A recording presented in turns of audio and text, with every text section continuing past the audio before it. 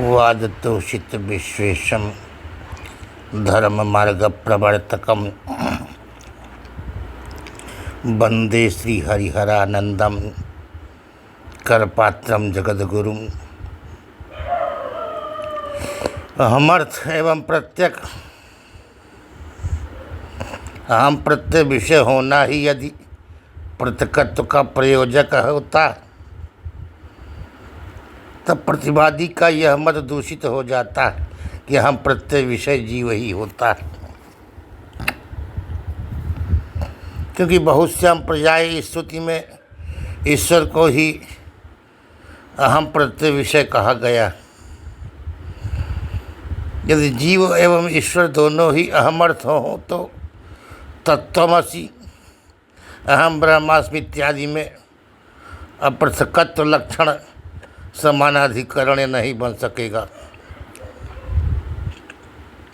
क्योंकि जब दोनों अहमर्थ हैं तो वही उससे अपृथक कैसे सिद्ध होगा। अद्वैत मत में माया परिणामात्मक वृत्ति विशेष का आश्रय होने से जगत कारण ईश्वर है। माया परिणामात्मक वृत्ति विशेष का आश्रय होने से जगत कारण ईश्वर है। प्रतिवादी के मतानुसार शुद्ध प्रत्यगात्म स्वरूप निरूपण करने वाले वेदांत भाग और प्रत्यगात्म शारीरिक परमात्मा स्वरूप निरूपण करने वाले वेदांत भाग, इस तरह दो प्रकार के वेदांत भाग। इसलिए स्वप्रकाशकत्व ही प्रत्यकत्व और तद्भिन्नत्व ही पराक, यही अनुगत लक्षण मानना अच्छा है। इस तरह अहम प्रत्यय विषयत्व प्रत्यकत्व का अप्रयोजक है। अतः अहम प्रत्यय के अविषय आत्मा में प्रत्यकता न होगी, यह कहना व्यर्थ। अद्वैत मतानुसार अहम प्रत्यय विषयत्व यह साक्षित्व ही प्रत्यकत्व का प्रयोजक है। अहम प्रत्यय के अविषय शुद्ध आत्मा में प्रत्यकत्व न होता इष्ट ही है। अहम प्रत्यय विषय के अनात्मा होने में प्रत्यकत्वानुपपत्ति बाधक है, यह नहीं कहा जा सकता। प्रत्यगर्थ परागर्थ विवेक भी शुद्ध संविद व्यतिरिक्त व्यवहारिक विषय को लेकर ही समझना चाहिए। चाहे प्रत्यगर्थ हो और चाहे परागर्थ हो, इनका विवेक भी शुद्ध संविद व्यतिरिक्त व्यवहारिक विषय को लेकर ही समझना चाहिए। क्योंकि शुद्ध संविद में यह कोई भेद नहीं। इदम प्रत्यय गोचरता पराकता है, साक्षित्व ही प्रत्यकत्व है। यह विवेक अद्वैत मत में है ही।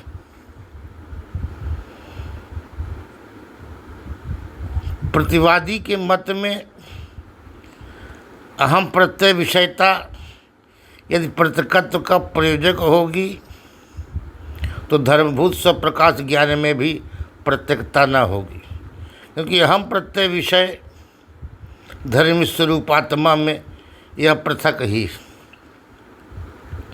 युष्मत् अस्मत् प्रत्यय गोचरीय हो, इस भाष्य में अविद्या उपाधि संविद मात्र को जो अस्मत् प्रत्यय गोचर कहा गया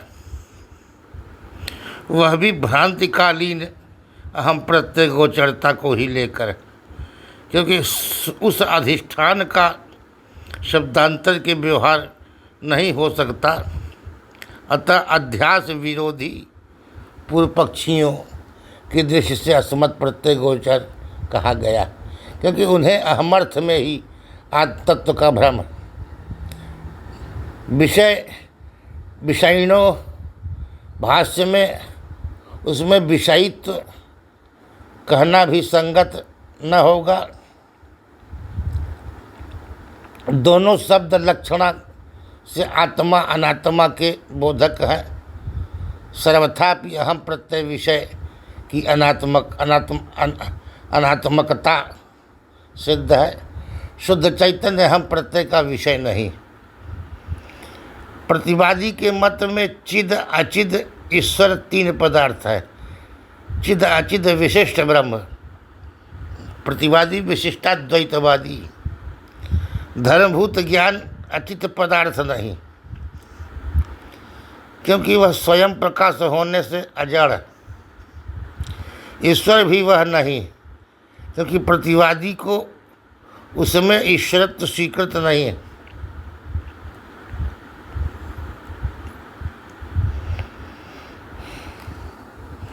इसी तरह प्रकृति जीव धर्मभूत ज्ञान ईश्वर एवं तद्धर्म ज्ञान मिलाकर तत्पंचक ठहरते हैं। फिर तत्वत्रय की कथा निराधार होगी। स्वसमय प्रकाशमान स्वरूप प्रकाशमानत्व ही प्रत्यकत्व है, और वह अहमर्थत्व प्रयुक्त नहीं होता, किंतु चैतन्य प्रयुक्त होता है। वह चित्त जीव ईश्वर तीनों में समान रूप से रहता है। धर्मभूत ज्ञान व्यावृत भी है, अन्यथा अहमर्थ भिन्न ईश्वर में प्रत्यक रूपता नहीं बनेगी।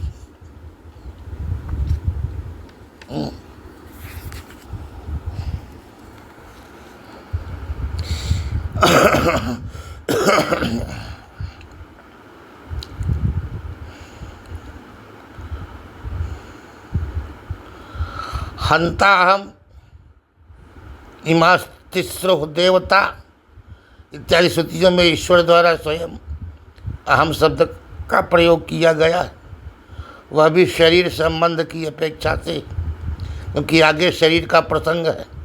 निकृष्ट केवल ईश्वर में कहीं भी अहम शब्द का प्रयोग नहीं। अहम ब्रह्मास्मि इत्यादि स्थलों में जो जीव में ही अहम शब्द का प्रयोग है, यह सब ईश्वर में प्रत्यकत्व मानकर कहा गया।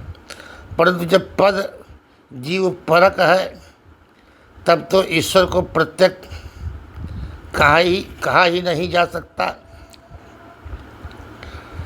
यदि उपयुक्त भेद न माना जाए तो प्रतिवादी का ज्ञान योग शुद्ध प्रत्यगात्म विषयक और भक्ति योग परमात्म विषयक यह विभाग नहीं बनेगा, परंतु स्वसमय प्रकाश मानत्व प्रत्यकत्व है। यह लक्षण ईश्वर में अतिव्याप्ति अहमर्थ को प्रत्यक्ष स्वीकार करने में अद्वैती को कोई हानि नहीं, क्योंकि अवस्था त्रयवान ही प्रत्यक है, वही जीव है। चिदाचित ग्रंथि रूप में भी उसमें प्रत्यकत्व रहता है। कश्चित धीर प्रत्यगात्मानमैच्छत आवृत चक्षु अमृतत्व इच्छन। कोई धीर प्राणी अमृतत्व की इच्छा करता हुआ बाह्य विषयों से उपरत कर्णग्राम होकर प्रत्यगात्मा को देखता है। परंतु इतने से ही यहाँ यह नहीं सिद्ध हो गया कि प्रत्यगात्मा दर्शन साक्षात अमृतत्व का हेतु। वाक्यार्थ बोध में पदार्थ बोध आवश्यक होता है। अतः तत्पदार्थ बोध के समान ही तम पदार्थ बोध भी अपेक्षित होता है।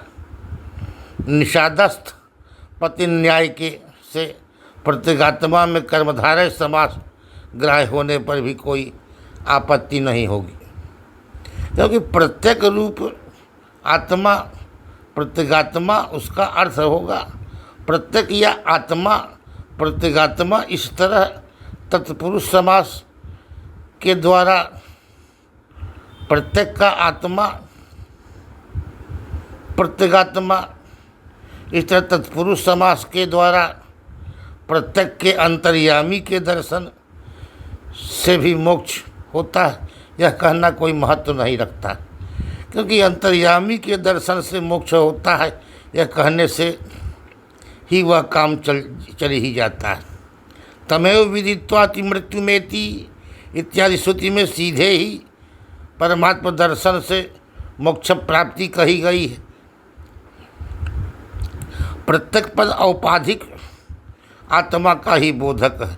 शुद्ध आत्मा प्रत्यकत्व पराकत्व दोनों से रहित है। परमात्मा प्रतिवादी के मत में अहमर्थ नहीं तो भी प्रत्यकत्व है ही। सुख दुखादि पदार्थ स्वप्रकाश होने से प्रत्यक बन जाएंगे, यह कथन निहितार्थ है, क्योंकि सुख दुखादि साक्षी भाष्य स्वप्रकाश सत्य उनमें है ही नहीं।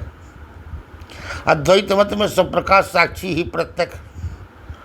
परम अंचति प्रतीपम अंचति गच्छति इति प्रत्यक इति रीति से जो आत्मा से भिन्न के लिए प्रकाश होते हैं वह पराग, जो अपने लिए प्रकाशता है वह प्रत्यक। ऐसा पराग प्रत्यक की व्याख्या मान लेने पर भी अद्वैती को कोई हानि नहीं, क्योंकि अद्वैती जैसे औपाधिक आत्मा को ही अहमर्थ मानता है वैसे ही औपाधिक आत्मा को ही प्रत्यक भी मानता है। वही चिद अचिद ग्रंथि रूप भी है।